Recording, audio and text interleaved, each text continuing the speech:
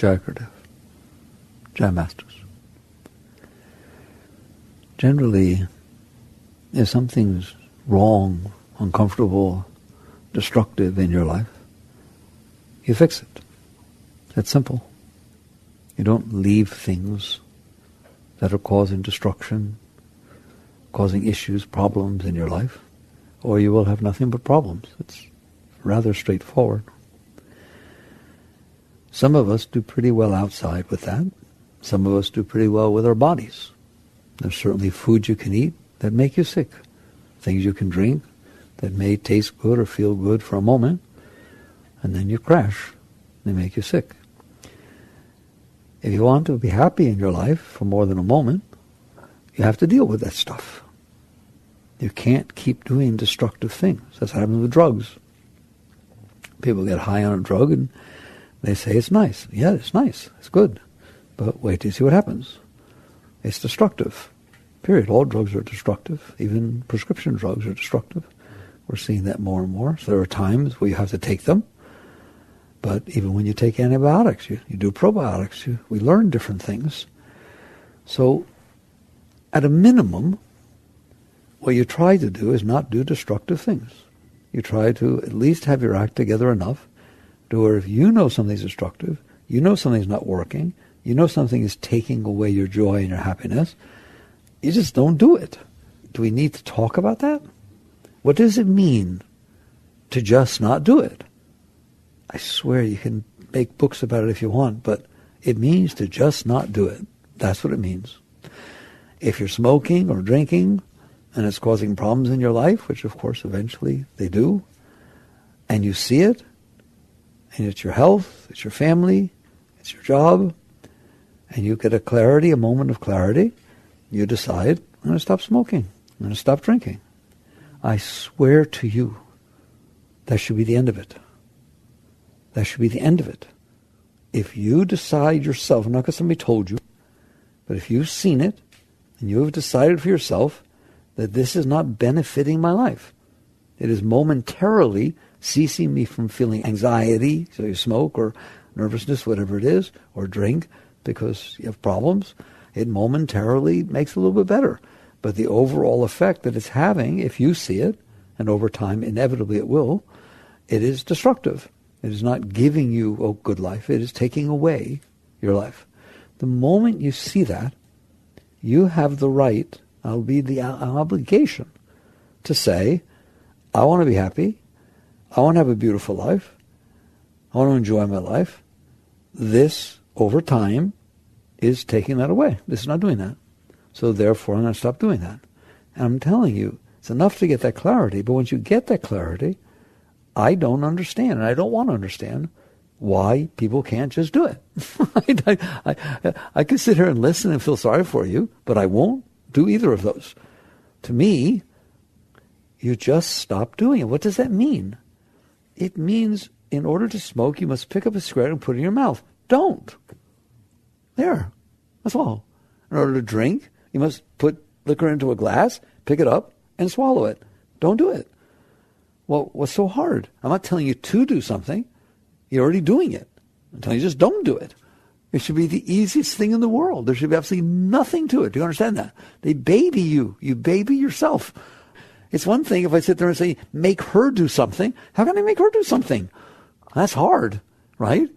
I'm not even going to make you do something. Just stop doing something. If you have the ability to do it, you have the ability to not do it. You're the one who's doing it. You are asserting the will to go get a cigarette, pull it out, and put it in your mouth. Just don't assert that will. And I guarantee you a cigarette will not end up in your mouth. It requires you to do it. So why would it not be that easy? Because you formulate habits. Habits are flows of energy. They're used to flowing that way.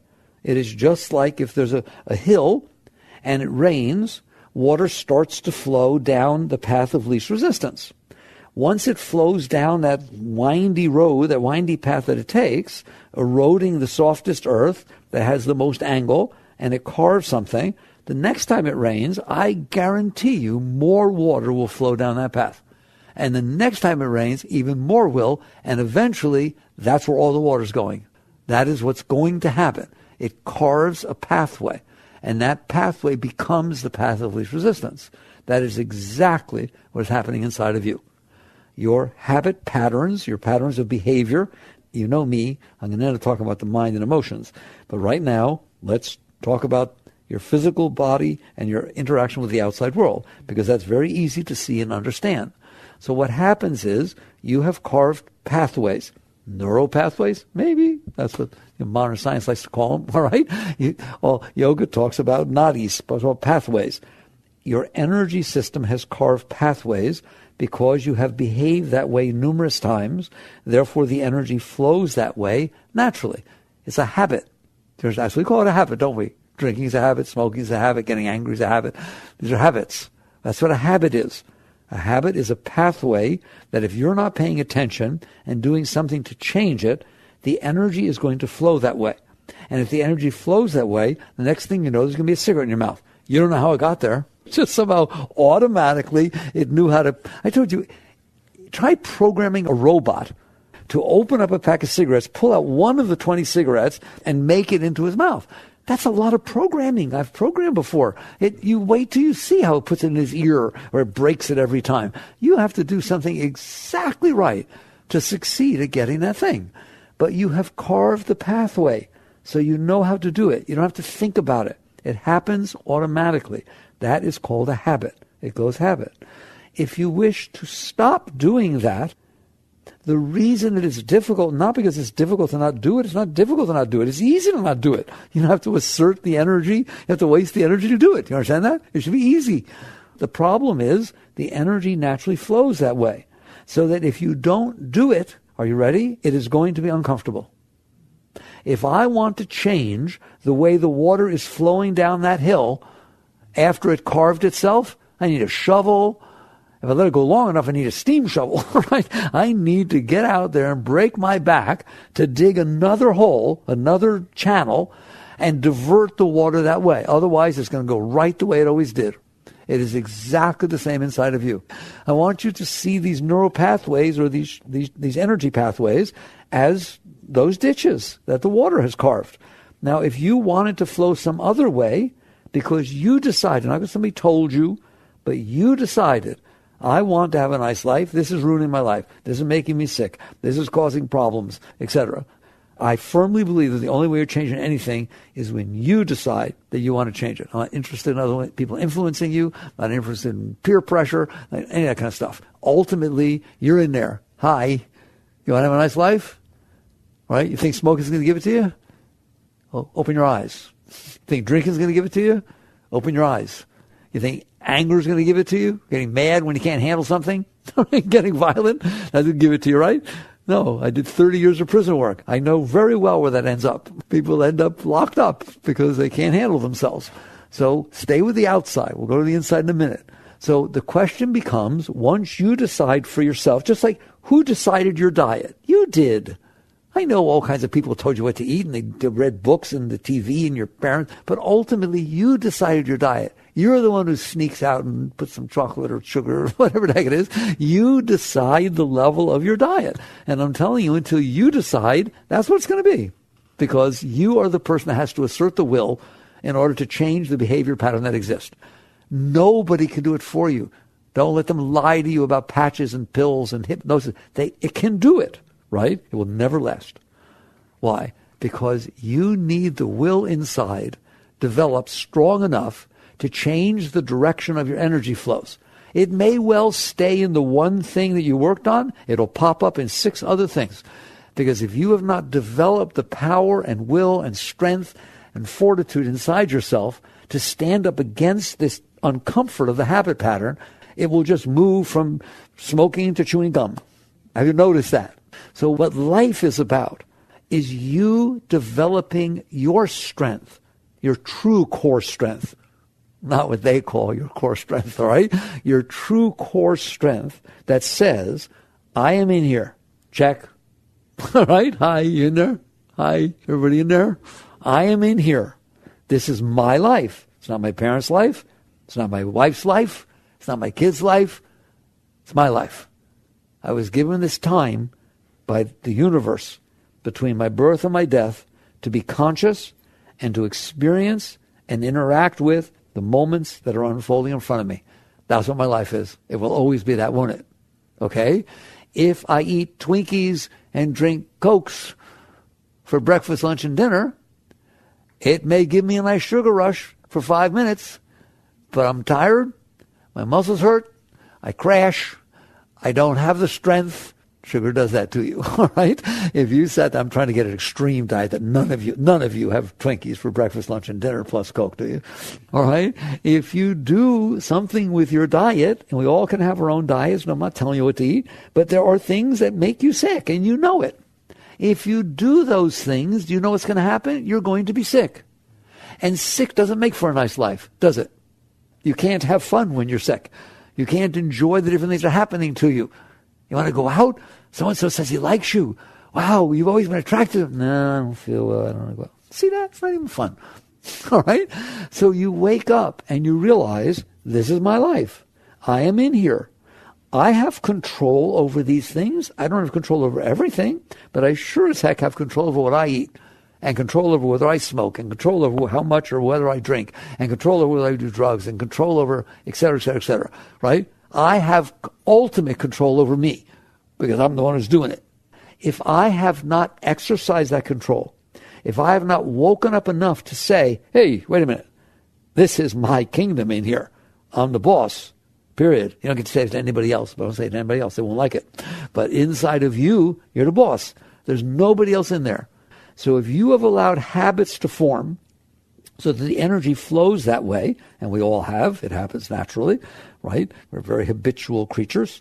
If you've allowed these habits to form, and then you notice, because you're becoming a conscious being, that they are not healthy, that this particular thing's not healthy to a greater or lesser extent. It's not a healthy thing to do. It seemed okay at the moment, but it doesn't seem so okay now. Good.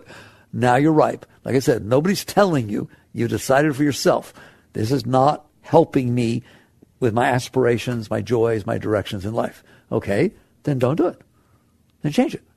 I'm not even talking about doing things. Now I'm talking about not doing things. I'm talking about things that are destructive, that are damaging to you, all right? They're taking away your happiness, etc. If you're the one who's doing it, I don't understand how you can tell me you can't not do it. Am I making sense to you? I'd be happier if he would behave a certain way and not wear what he wears and move. Okay, you may not get that one because it's got something to do with him, right? But if I would be happier if I stopped smoking, I'd be happier if I stopped drinking, I'd be happier if I got this, whatever it is. I'm the only one I'm up against, all right? So you start at home. That's what it means. Growth starts at home. Spirituality starts at home. It starts with you. So you look and you see, yes, I have decided these things. No one told me. I decided. Now I'm going to do them. And you're going to see that sometimes you can't. And that's where I want you. That's where I want you. That's the place where your growth is. That's where the rubber hits the road. When you have decided this is destructive, I don't want to do it anymore. I've decided not to do it anymore. And a moment comes, and the next thing you know, you're doing it. That moment is worth 100 hours of meditation. There is no higher moment in your life than that moment where you decided something and now you have not been able to do it. Because if you can't do it with yourself, you don't stand a chance with anything else. You don't stand a chance when your boss criticizes you of getting over it and still putting your heart into your work because you can't even handle yourself. Forget him. All right? So you decide that my starting position is I am going to learn. It's not like you just say, I'm not that kind of person that has that kind of control. That's ridiculous. You didn't know calculus when you first took the course. You didn't know how to play tennis when you first picked up a racket. You didn't know how to do anything, right? You didn't know how to play the piano or any instrument when you first took it. You learned. So don't take the attitude, oh, Mickey, you don't understand. I've never had strong will. I'm not good at that. Well, what's the alternative? There is no alternative. Is there? There is no alternative. Okay? I have this habit. Every time I get into the car, I drive it at 80 miles an hour into a wall. All right? I've tried to stop it, but I just can't. What's the alternative? There's no alternative. You gotta not do it, man. It's just not a good thing to do, right? And you can't do this. You need to stop doing this. There's no way around the fact that if you are not in control of yourself, if you can't deal with yourself when you've decided how it should be, I'm telling you, that's the foundation. That's ground zero. You got to get that one together. All right. So what happens if I find that I don't have that kind of strength for things? All right. Then you develop it. You develop it. Just like you learn to play the piano. I'm telling you exactly like you learn to play the piano. Do you learn to play the piano by taking Beethoven's, Moonlight Sonata and sit down and put it up there full edition and say, oh, shoot, I can't do it? No. You learn to play the piano by starting with scales, don't you? Well, what good is that? That's not Beethoven. Believe me, it's good, isn't it? Play the scales. Just play the scales. All right? Because if you can't do the scales, you ain't doing Beethoven. If you can do the scales, you're closer. Learn to read music. 3 blind mice, 3 blind mice. See, all right?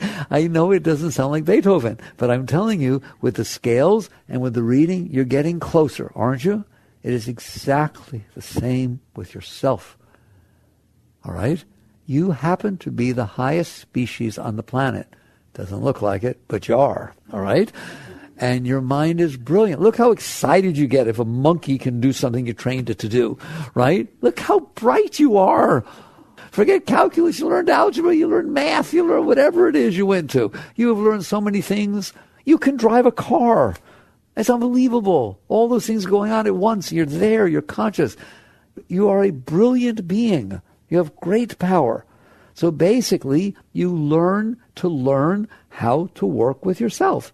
So you start with little things. You just start with, if you want to do it, you start with little things. You sit there and say, okay, I'm eating something. Let's say eating. Don't start with the thing you have trouble with. Nope. That's crazy. That's like starting with Beethoven. All right? Let's say you're having trouble with smoking or drinking, but you eat fairly normal, all right? But you like dessert. Okay? I'm not telling you not to eat dessert, all right? That's your business, but that's what I'm going to tell you. You're not going to like this, by the way. Here it goes. You're sitting there eating your dessert, and you're right there, and you save the most sumptuous fast for last, right? You know what I'm going to say? Leave it on your plate. What? Leave it on your plate. Why would I leave it on my plate? So you gain the ability to do so. That's why. For the one moment of joy of the final stupid bite, come on, you just had 15 bites. For the one moment of joy for the final stupid bite, I can change your life. You learned to begin to apply your energy, your will, your center of consciousness against your habits. All right? To redirect a habit. I don't want to say against. Just like when I dig a new trench for the water to go down, I'm not against the old trench. Right? I'm not fighting with the old trench. Never fight. Always be constructive. Right? Just, I want to carve another path. And I need the strength to do so. The strength that you gained by leaving that on your plate is the strength that you will use to stop smoking someday. Is the strength you will use to stay with your job after somebody criticized you and you're getting all weird about it. It's all the question of, are you in there? Yes. Are you centered? Well, not always, but sometimes. Here I am, all right? And now there are these habits that just run your life. Good, fine. But are they constructive? I don't mind autopilot if it takes me where I want to go. All right, that's great. Train her, right? So that she's always taking you where you want to go. Okay, but you don't want to put on autopilot if it takes you into the mountain. What kind of thing is that? So habits are part of your life. There are going to be patterns of energy that you rely on, right? Make them reliable. They're very powerful things. They determine your entire life. Do you understand that? Because 99% of the time you run on habit. You drive from here into town on habit. You don't do a thing. You don't even know where you're going. You're busy thinking. You're off somewhere else, right? You stop at the red lights. You stop at sometimes stop at the stop signs, all right? And you do everything. You steer. You do everything. It's just completely. You don't even think about it. Completely out of habit, all right? So you want to develop good habits. You want to develop habits that will take you where you want to go. They are your choice. We'll get into where your old habits come from, but now you're getting a clue. So by leaving that last little thing on the plate for no reason, other than it's the scales. It's practicing. All right? At first, it will be very difficult to do. Good. If you come to me and say, well, I tried doing it, I couldn't. Now, come on, look at me. Look at me. You really going to say that to me? I tried doing it, I couldn't? You couldn't leave the little piece on your plate? What do you mean? I don't understand. What was stopping you? You didn't want to enough to overcome the discomfort. I told you, if it is flowing a certain way, it is going to require energy to have it flow another way. You have to want to put out that energy bad enough to put up with the discomfort of doing it. Does that make sense to you? Now, I'm painting a picture of something you should all know about by now, right? It's called, hello, this is your house. You live in there. It belongs to you. If you don't have the ability to drive the car in there, you're going to be driving into walls, if you haven't noticed. You're going to be crashing and burning pretty often, all right? If you have the ability to drive, you'll do reasonably well or perfectly well. So you leave it, and if you find you don't leave it, you sit down with yourself, and you have a little talk with yourself as to what is the benefit of that last piece eating it, and what is the benefit of overcoming the drive to eat it, overcoming the discomfort of not eating it. And all of a sudden, it's like working out, right? When you work out, you start with little things, and you get stronger. It's worth it. It's no pain, no gain. And so you just start doing little things. I won't tell you all the things I used to do back in the 70s. I looked at this, and I said, no, I'm not going to continue my life until I am the one in charge of my life. All right? I moved out. You don't have to do it, but I moved out to the middle of the woods, dropped everything, said, until I get this together, nope. He's a crazy little boy. But that resulted, he would do little things. Now, don't do these things. I'm telling you not to do these things. All right? He'd do little things, like when he got in the shower, he'd get the temperature the way he likes it, right? And before he left, he'd make it colder and stand there. Not totally cold. He'd just make it colder than he likes it. And just stand there for a few minutes. Why? I told you why. Because I'm the boss. You just develop your right to do what you want. Yeah, everybody wants to do what they want, right? You're not doing what you want. You're doing what the habits make you do. If somebody says, I have the right to drink if I want, you sure do. But do you have the right to not drink if you want? The day you have the right to not drink if you want, I will agree you have the right to drink if you want. But I'm telling you right now, 98% of the people who drink do not have the ability to not drink. No, I'm talking about alcoholics. I'm talking about wine drinkers and people who just get the edge off. Just try and not. And you're going to see a major problem. Do you understand that? Right? It's like, I'm not telling you what to do. I'm telling you to tell you what to do. All right? And not just give in to these habits that are not necessarily taking you where you want to go. If they're taking you where you want to go, fine. That's wonderful. But you better test them. Better test your ability once in a while to see what's going on. So a wise person catches on to this and develops a center of will, a center of strength, a center of power, a core strength that says the following. If I decide, Yukteswar was Yogananda's guru. This is how he used to put it. If I decide that this is going to happen with me, sooner the sun and the moon shall change places in the sky than it won't happen. He was a being, as a master though. That was a being of will. Okay, it was like, but I'm telling you, that's what it should be like inside of you. Not with somebody else, but with you. If you decide consciously, I'm aware this is what I'm going to do, and I decide I'm going to do this, then that's what's going to happen. Can I change what I decided? If you change from a center of absolute clarity, you get some more clarity and you steer a little bit, of course. But if you change because you weren't able to do it, I didn't want to do it anyways. I was just kidding myself. Don't play game. This is your life. I'm not telling you what to do. Do you notice that? I'm not telling you what to do. I'm telling you how to do it. There's a difference, right? You decide what you want to do. I'm telling you how to do it, how to succeed in what you're doing. So basically, you stop babying yourself. For one thing, under no conditions ever should you ever say to yourself, I can't, period. If you want to and you want to be somewhat weak, you can say, I'm not able to yet. But don't you ever say, I can't, because it's not true. I used to tell a story. We went heavy. We'll get a little lighter, right? When I was doing the prison work, I went into maximum security prison. I used to go to UCI out there. They're all for life, the whole ball game. And I had a discussion. It wasn't this intense, but I had a discussion with my guys. And I mentioned that they have will, and whatever they want, they can do. You can decide. Similar type discussion. And I'm getting things like, Mickey, this is not the highest population sample of people with great will. You're in a maximum security prison. It's like, we're not the sample population, all right? So they were having fun. And I said, all right, so you don't think, and the example I gave them, excuse me, I go off color here for a moment. The example I gave them was, okay, and by the way, I was in a chapel, okay? And I said, all right, so quiet down. They're giggling, quiet down. Let's say that whatever you consider the most beautiful woman in your whole life walked in here, walked in that door, took her clothes off, walked across the front of the room, walked out that door and put her clothes back on. You want to hear giggling, all right? And these guys have been in for life, all right? All this giggling is going on. And when they stopped giggling, I said, could you not look? And the giggling stopped for a minute, all right? Because I was being serious. Could you not look? And basically, every single one of those men said to me, I know you want me to say yes, that's the point you're making, but if I'm going to be honest with you, I've been in here for 30 years, I know I would peak, Mickey. I know you don't want me to say it, I know I would peak. So I said, you're telling me you couldn't do it? And they all said, no, honestly, I can't do it, I couldn't do it. To which point, I said, all right, very good, take a breath.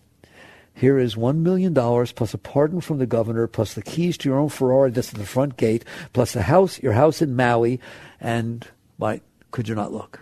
Oh, there was a rather drastic change with every single person in that room. Every single person. I ain't looking. I guarantee you I would not look. I don't understand. Either you can or you cannot not look. Or you don't get to have it both ways. What does that teach you? It says, it's not that you couldn't not look, it's that you didn't want to enough. The minute I put enough reward for not looking on the table, you ain't looking, are you? The same is the true with you. You have complete dominion, complete power over yourself. It's you, for God's sakes, all right? You were given willpower. You were given a center of strength, of power. You have complete control over yourself, complete, utter. The person who has the least control over themselves has complete control of themselves. That is what is true. You who's in there, the consciousness, is where the power of will comes from. And you have the ability to assert it anytime you want, anywhere you want, within yourself. So the question isn't whether you can, because you can. It's whether you want to enough to withstand the habit, the habitual flow of the force that's pulling in another way. Now, does everybody see that? So that's why I say you have to decide. It's a decision that you make, not that somebody else told you, you'll get in trouble, something like that. You decided, for the quality of my life, this is how I want to live. This is what I want to do. So then more than the pardon or the $1 million or the car, we're talking about happiness itself. We're talking about the quality of your life. How can that not be worth it? If you are in a relationship and drinking is ruining your relationship and it's ruining your job and you see it's ruining your health, and at a moment of clarity, you sit there and say, I don't want to do this anymore. There is no reason in the world that you would ever have to do it again. Go talk to AA, go talk to anybody, right? Especially if you're off it for a while, you've kind of broke the habit a lot. Why would you do that again? It's just a moment of weakness. It's just a moment of not asserting this tremendous, beautiful power you've been given, which is self-control, right? The power of your will, that this is yours. This is your house. Isn't it your house? It's your house. It's your dominion. You do what you want. So that's what it means to work with will externally. Now, believe it or not, that's child's play compared to working with it internally. All right? So you best be exercising. Now, what does it mean to work with it internally? It means that more destructive, I mean literally more destructive than smoking, more destructive than drinking, all right, is what is going on inside of you, is your mental patterns and your emotional patterns. In fact, the reason you drink is because of your mental and emotional patterns. If your mind all of a sudden became nice and your emotions became really nice, and they started saying how wonderful you are and how happy you are with your job and how happy you are with your life, you wouldn't smoke or drink. You're not nervous. You're not anxious. You don't have any problems. Why would you? Drinking is about changing your state. It is not about a nice thing. It is about negating a not nice thing. If you feel better when you drink, it is because you didn't feel well before you drank. Which one of you is going to have what Maslow called a peak experience moment? You're holding your baby for the first time. Someone you love just came back from years overseas in the army and made it back, and they're at your front door. Which one of you wished you were drunk out of your mind before you went into that moment? Nobody. Nobody. They want to be there. They want to experience it. They want to take it in. You understand that? You can't do that when you're not sharp, when you're not there. The reason you drink, the reason you do drugs, the reason you smoke, the reason you do all these things is because you're not okay inside. If you are okay inside, there's no issue. There's nothing. It's fine. But you're not okay inside. What does that mean to not be okay inside? It means my mind is bothering me. There. I said it. All right? Your mind is bothering you. It is worrying. It is anxious. It is telling you everything you're doing wrong. It is telling you you're no good. It's telling you your nose is too big or too small. It's telling you you look funny. It's telling you people don't like you. It's telling you you said something stupid. Oh my God, that was so stupid. How could you have said that? Oh my God, I'm so embarrassed. It's telling you stuff like that. If you go to do something, it's telling you, oh my God, you're going to screw it up. You know you're going to screw it up. Oh my God, this is going to be terrible. It is not being nice to you. If you pay attention, you will see it is saying things to you that if somebody else said them, you would do anything from hitting them to never seeing them again, depending on your temperament. But you would never befriend the person that would talk to you like that. I did that in the whole first chapters of The Untethered Soul, right? Wake people up to sit there and say, will you please pay attention to how someone inside of you is talking to you? It's not nice, is it? And so you wake up and you realize that is a habit. How your mind talks to you is a habit exactly the same as these external habits that I just talked to you about. It is a pattern. There's no reason your mind is doing that. None. Zero. It's just a habit. So you have habitual thought patterns, and they keep talking to you that way. And you try to break out of them. They talk like this. Nobody could really love me. I don't blame them. I wouldn't love me either. I was just ridiculous. And I'm sorry. If anybody knew how messed up I was, they wouldn't do it. Then somebody says, I love you. What? I love you a lot. No, you don't. No, I do. I know. I really do. How do you know? Because every time I'm in your presence, my whole body feels like it's melting and my heart melts and I can't think of anything but you. And all of a sudden, it's a little bit stronger than your inner junk. And you say, geez, really? Really? Right? And all of a sudden somebody's listening. It starts to form maybe a little bit of a different habit until all of a sudden he or she leaves for an hour or two and your mind starts going, oh, careful, don't fall into that junk. So what does he want from you? What does he want from you? He knows you have money. That's what it is, right? Well, you don't have money. Yeah, but he thinks you do. Hello? And it goes right back, doesn't it? You've had patterns inside of you, some of them, since your childhood. You've been through situations in your life that were difficult, every one of you. And during those difficult situations, there was a lot of complaining going on in there, wasn't there? Right? A lot of negative stuff. A lot of stuff became a habit. All of a sudden, you're not in the negative situation anymore, but you really are, because it keeps carrying on inside. Your thought patterns are habits. They are not you thinking in there. It is not you who's deciding what thoughts are going to go on in there. You are not choosing your thoughts. They are habitual. The patterns just they're so habitual that you may not even know it. Like the fish doesn't know he's in water. There's just water everywhere. You don't realize how many people I've taught about that voice in their head that to start with, they didn't know what I was talking about. I love that. And somebody reads the whole book and their voice in there saying, I don't even understand what he's talking about. This is ridiculous, right? So he keeps talking about the voice in the head. I don't have a voice in my stupid head. But net result is, right, if you don't see it, you don't see it because you're in it. It is the same thing with your regular thought patterns. Well, what am I going to do? I don't know what career I want to be in. This is ridiculous. I've always had trouble with that. You already went through medical school and became a doctor, right? What is this still going on inside your head? It just is a problem. It's a problem. And so you wake up and you realize, I have habitual thoughts. That's all I want. I took you through the whole thing of your external life. You want to work with it? I encourage you to. I would like to see you reach a point where you can look me in the eyes and said, if I say it's going to happen, it's going to happen with me. It's that simple. I have developed the will. I have developed the center. I have developed my core strength. to where no matter how strong the opposition is, the habitual opposition, right, I have learned to work with it and raise it, and there's no competition anymore. If I decide this was going to go on inside with me, my life, this was going on. I guarantee you have the ability to do that. And by the way, I left something off before I go inside. I should tell you this. The power that your habitual patterns have, they do have power, don't they? When you beat them, and I don't mean beat them by fighting, you work with them, but when you beat them, that power goes to you. Literally. Energy is neither created nor destroyed. It's transmuted. It's rechanneled. Okay? The water that flowed down one ditch now flows down another one. Same water. It got redirected. Imagine how much power is wasted inside of you with all those habits. I haven't got the thoughts yet, just your physical habits, your ways of doing things, right? When you develop your center strong enough, I'm telling you, you become a being of power. It radiates. You feel it. Like people say when they work with their core physically, they feel the strength inside, right? Wait till you feel real strength inside. Because all that energy that used to go there now is yours. You gained it. It transmuted. It's called transmuted. It got risen up to you. Because whoever wins, wins.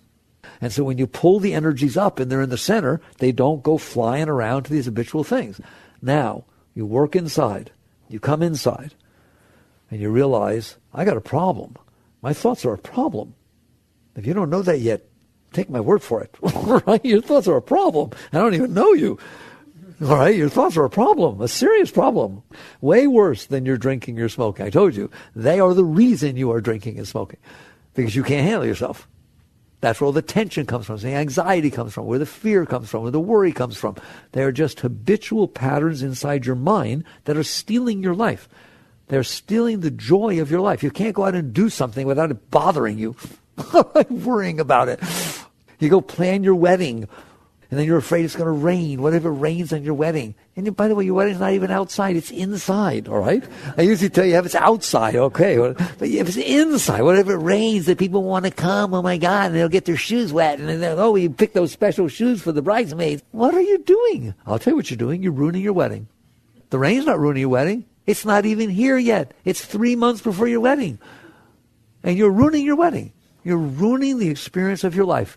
You can't enjoy anything if you're doing that to yourself, because that's the environment you live in. And so you live inside these habitual thought patterns that are going on all the time, and they are negative. And so you're living inside a negativity, and you're wondering why you're not happy. And then you're doing the silliest thing in the whole world, which is going outside to find a job or a person who will make it so you feel better about yourself. That's hilarious. You're in there doing it to yourself, and somebody outside of you is going to fix what you did to yourself? I really don't like myself. I never have. And, I hope you can make me feel better about that. Right? Why don't you fix the problem at the root? You cannot carry these negative thoughts and these bad things going on inside your head habitually and expect to have a nice life. Can you? You've been around? You can't. I am telling you, just as I told you, if you want to stop smoking, stop putting cigarettes in your mouth. And just withstand the difficulty of not doing that, because those energies will transmute. Now, the power that smoking had over you, now the power you have over everything inside yourself. That's what's neat about building your will. It's not just about smoking. It's about eating. It's about everything once you build it. All right? Well, it's the same thing inside. You are capable. Get this down. I'm telling you, every one of you, I don't care what your mind's like. I don't care how habitual it is. You are capable of straightening that out.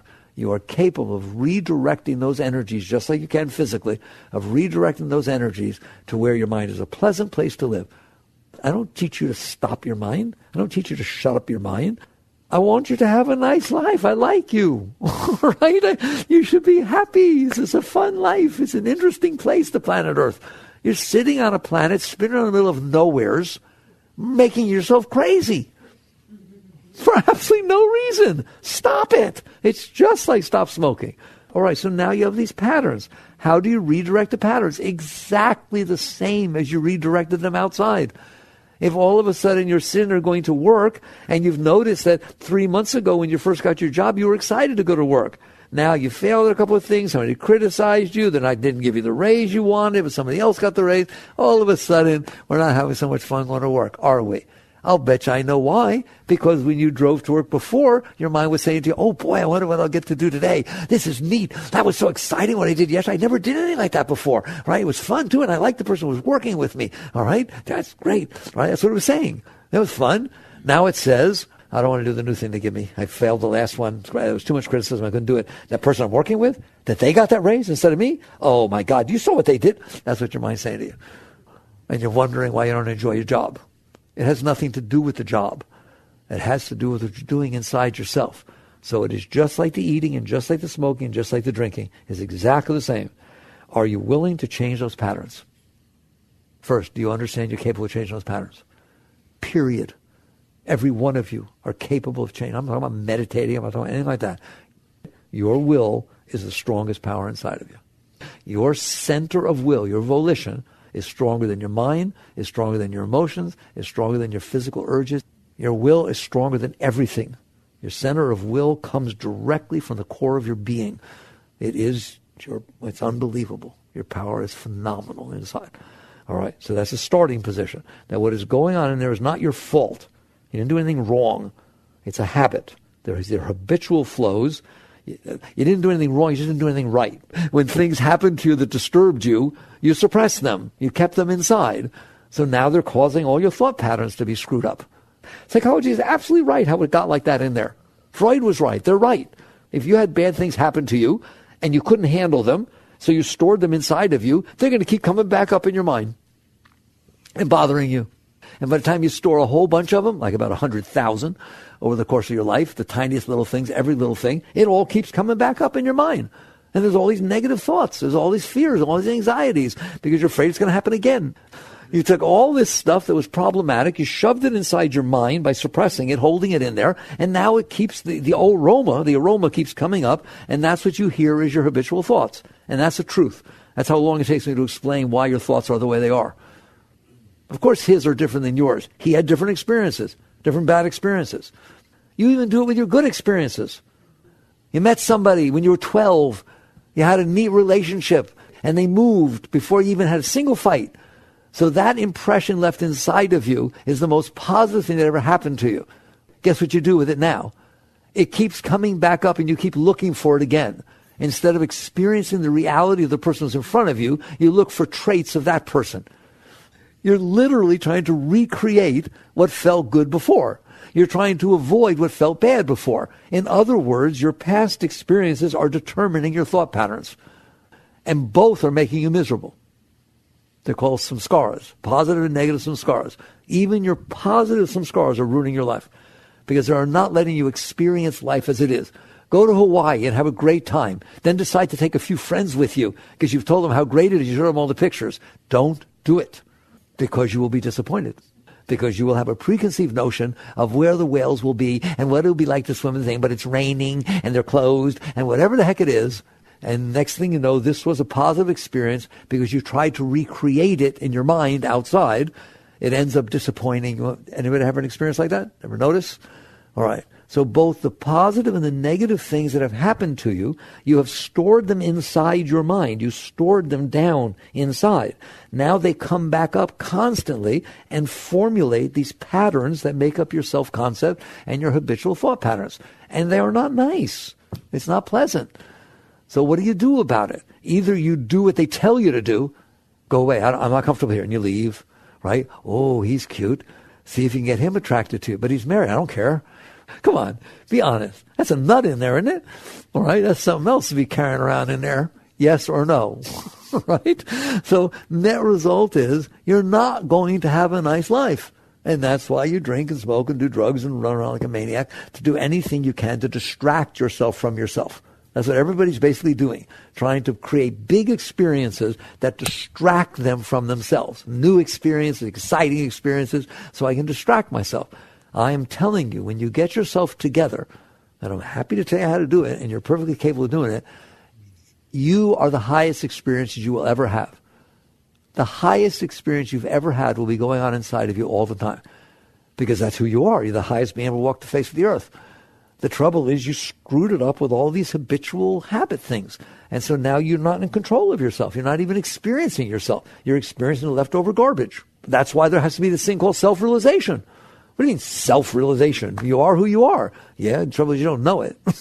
You're busy being your thought patterns. You're busy being your emotional problems. You don't know who you are, who's living in there. Well, the you who lives in there, the center of volition, the center of clarity, of consciousness, is of God, literally. Literally. When the Bible says man was created in the image of God, someday you're going to know exactly what that talks about. You're going to realize that, as Christ said, the kingdom is within you, way back within you. All right? Is within you. High in there. You. High. That's spirituality. And when you come back and break these habit patterns and pull the energy away, I said when you break the habits physically, you become stronger. Right? Wait till you see what happens mentally and emotionally.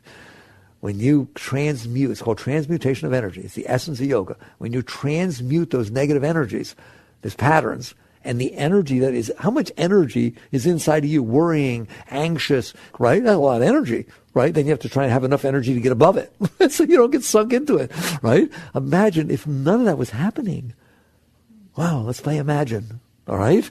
Imagine if that wasn't happening and all that energy went up into you instead of going down and messed up and circling around and arguing with itself and being confused and abused, right? It just all goes up. And I'm telling you, that's what the Shakti is.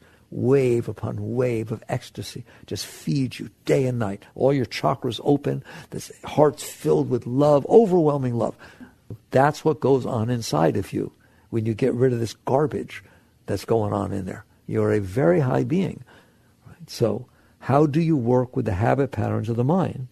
Exactly the same as you worked with the other habit patterns. That's why it's good to start with the scales with your physical self at whatever level you're comfortable. But at least every day do a little bit to break some habits, play around till it becomes a game with you. Just a game, all right? Master Yogananda literally said every day break a habit and make a new one. I used to sit there and say, why do you want to make a new one? Because they're going to be habits. It's just natural. Anything you do, if you do it once, it becomes a habit. Have you noticed that? You just come home and have an ice cream. See what happens the next day. You want ice cream. It's a natural thing. It's just, we are beings of habit, right? I'm not telling you to not be a being of habit. I'm telling you to be the center of your core that decides what your habits are going to be and the ability to break them or make them at will. Nah, I don't think I'm going to do this anymore. That's it. It's not being done anymore. Say, I'll try this. Then you try that. Okay? So wouldn't it be neat to have your life be your own? Now you start working with your thoughts. How do you do that? You pick things, telling you, don't start with the big stuff. Don't. Start with what I call the low-hanging fruit. I am sitting there driving behind somebody and they are driving at a speed that I'm not comfortable with.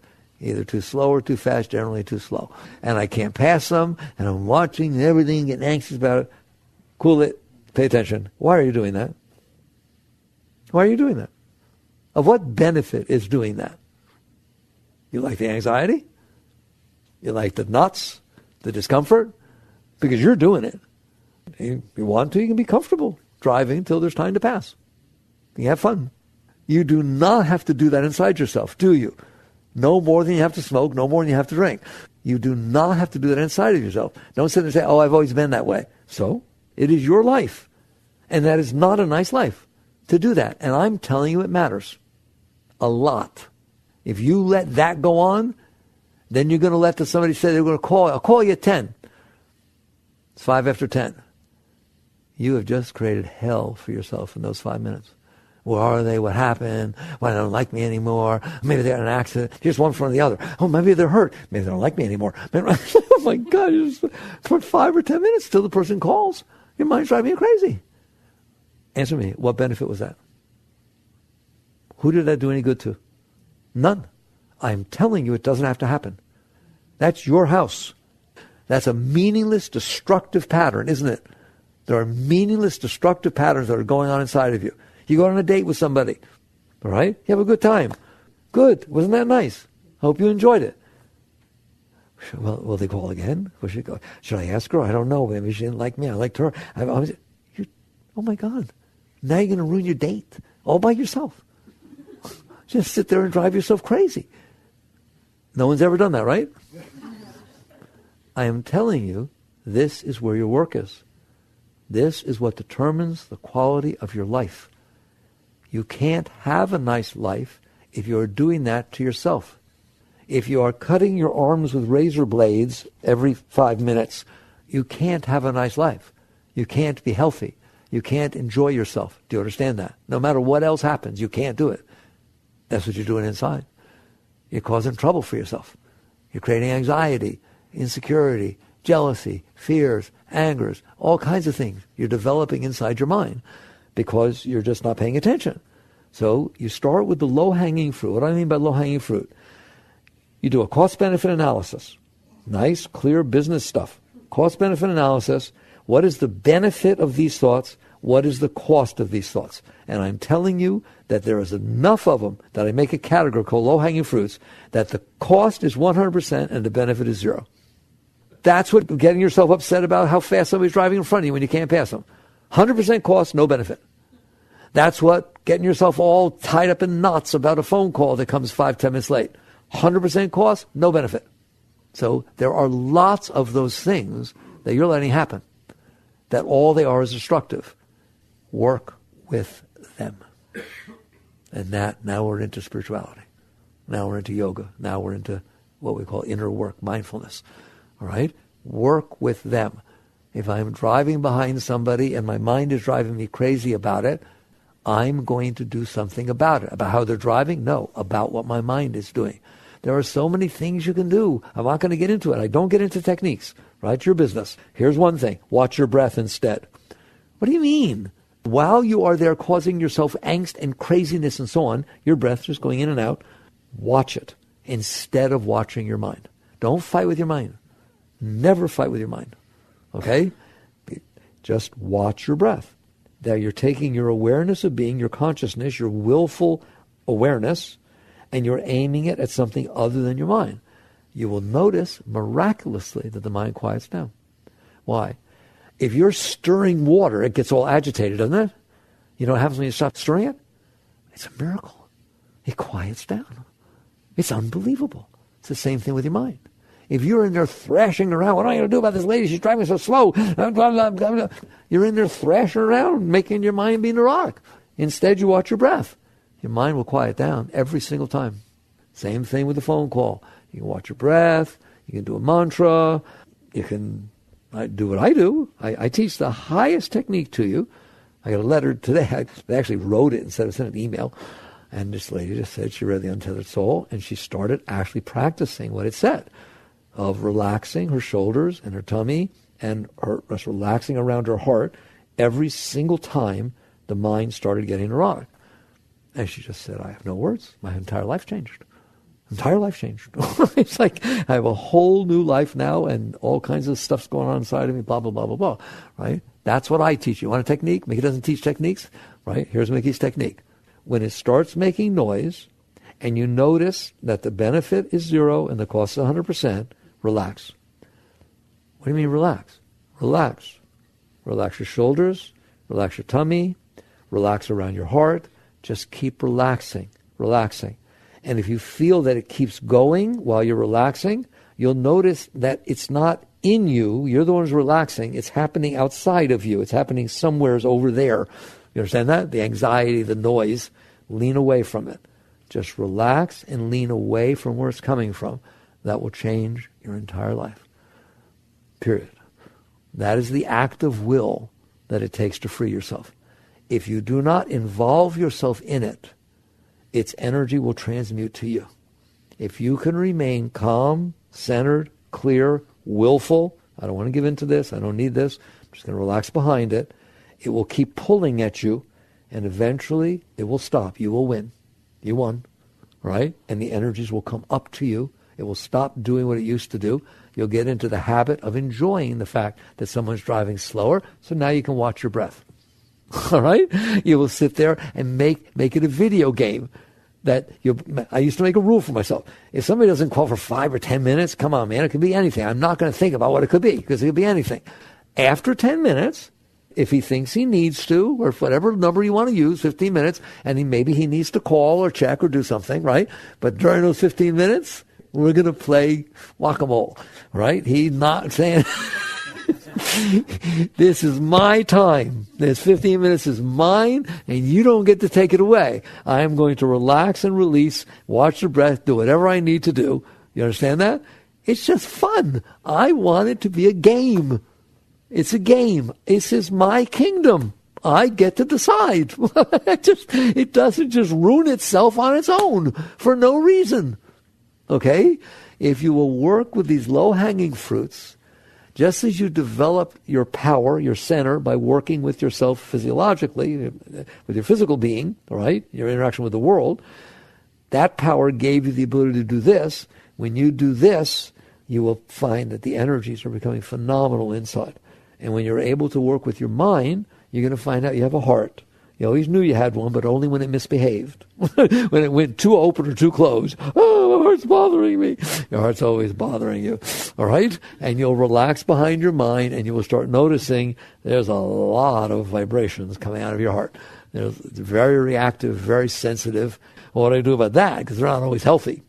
Right? They're scared. They get scared a lot, don't they? Does the heart get scared a lot? It gets scared constantly about nothing. Right? I mean, nothing. It just gets, in fact, eventually you'll find out it's always scared. It's just scared. All right? It got scared. All right? Like a little scared animal. That's because all these different things happened that you couldn't handle, and you shoved them down there, and you suppressed it all, and now what's down there is fear. And so you feel a lot of fear. Well, what do I do? Once you've worked with the outside, it's not 100%, they all work together, but once you start to develop your will outside and you start working, please work. I just always tell you, it's a low-hanging fruit. My God, if it's 100% cost and 0% benefit, I shouldn't have to sell it to you. Just relax through it, then you're going to notice your heart is way more sensitive than anything you were ever aware of because you were caught in your mind, right? And now you're going to become aware of your heart. Do the same thing. There's nothing to do about your heart except relax and release. It's sick energy. It's broken energy. Just relax behind it. Say, okay, I understand you got a problem. I'm fine. I'm always fine. Just relax and release, and those energies will start to purify. And when all the heart energies come up to you, you will become what we call established in the seat of self. There will be nothing ever for the rest of your life that will ever pull you out of that clear center. No matter what happens to you, no matter what the mind does, no matter what another person does, no matter what anything does, you're the one that's there. You're clear. You're centered. You're capable of making decisions and carrying them through. You're a great being. You are your own being. And you've conquered, risen above this garbage that goes on down there, the humanness. All right? Then all the power comes up, and that's the beginning of your spiritual journey, not the end. All you've done now is transcend the negative. Wait till you see what happens with the positive. That's another talk. I always end my talks by saying, work on these things. This time I'll really say it. You see it, all right? Nothing can stop you but you. It has nothing to do with your husband, has nothing to do with your job, has nothing to do with your finances, does it? They're all things to experiment with and play with. If you have trouble with your finances, I want you to be strong enough to be able to have bad finances and not have trouble inside. You have trouble with your relationship, I want you to be strong enough to where you're centered and clear, and you can work with your different emotions and reactions as the relationship is going about its business. Maybe it ends, maybe it doesn't.